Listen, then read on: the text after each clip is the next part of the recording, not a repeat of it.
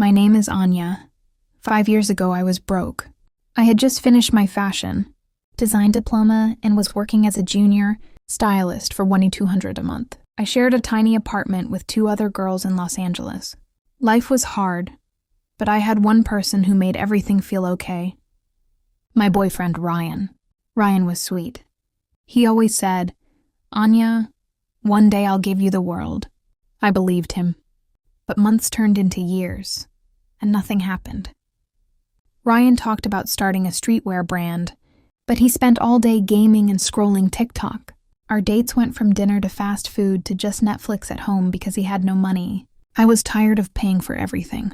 My friends were dating guys with real jobs, nice cars, and plans. I started feeling stuck. Then I met Ethan at a friend's party. Ethan had a good tech job, made $120,000 a year, drove a BMW, and made me feel special again. For the first time in forever, I felt wanted. 1 week later, I broke up with Ryan. "Ryan, I can't wait forever," I cried. "I want a real future." "I'm sorry." He begged. He promised to change starting tomorrow. But I had heard that line 1,000 times. I walked away. 2 months later, I was dating Ethan. Life looked perfect on Instagram. Brunches, trips to Malibu, shopping in Beverly Hills. Everyone said Aanya upgraded. But after a year, Ethan started texting other girls. When I asked, he got mad and said, "You're not my wife, chill." I realized I had left someone who truly loved me for a guy who only wanted a pretty girlfriend on his arm. I ended it with Ethan and made a promise to myself. No more waiting for any man. From now on, I build my own life. I worked like crazy. I quit the styling job and started freelancing. I learned Instagram growth, Photoshop, branding, and everything on YouTube. At 3 a.m., I ate cup noodles for months to save money. My parents thought I was losing my mind. Year 1, $4,000, $5,000 a month. Year 2, $15,000 a month. Year 3, I launched my own clothing brand, Aanya Studio. Year 4, first store in LA, featured in Vogue online. Year 5, 3 stores, team of 25 people, $3 million in sales last year. At 27, I was finally successful. One day I got a DM on Instagram. Ryan.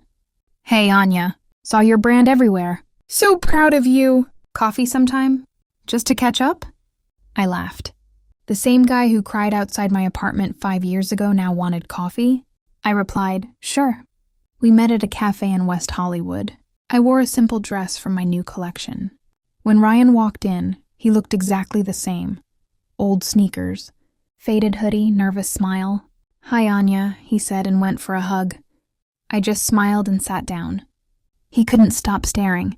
"You look unreal, like a celebrity." "Thanks, Ryan. How have you been?" I asked calmly. "Work." He looked down. "Honestly, not great. After we broke up, I was depressed for a year. Then I tried starting the brand, but it never took off. I still work the same retail job, live in the same small apartment." I sipped my latte and listened.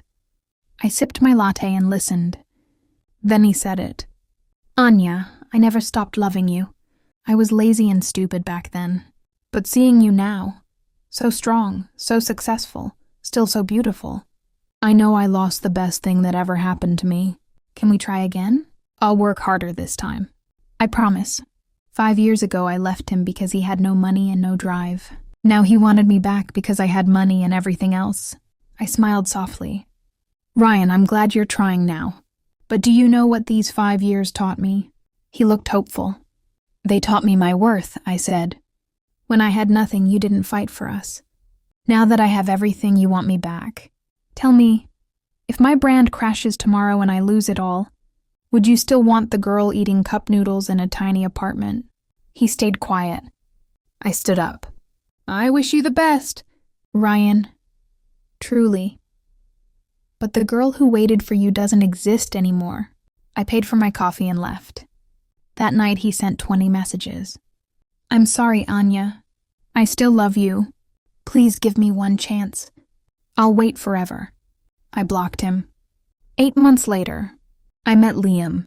He's a music producer who shoots lookbooks for my brand sometimes. He doesn't care about my money or my stores. He loves my weird laugh, my bad dancing, the real me. Last month, on my 28th birthday, he proposed under the stars in Joshua Tree. I said yes, crying happy tears. Ryan saw the ring post on Instagram. He just commented congrats and unfollowed me. Today, my brand is growing fast. I have stores in LA, New York, and Miami coming next year. I bought my parents a house. I mentor young designers. Success didn't just give me money and fame. It gave me back my self-respect. And no one, not even the boy I once loved more than anything, will ever make me feel small again. The end.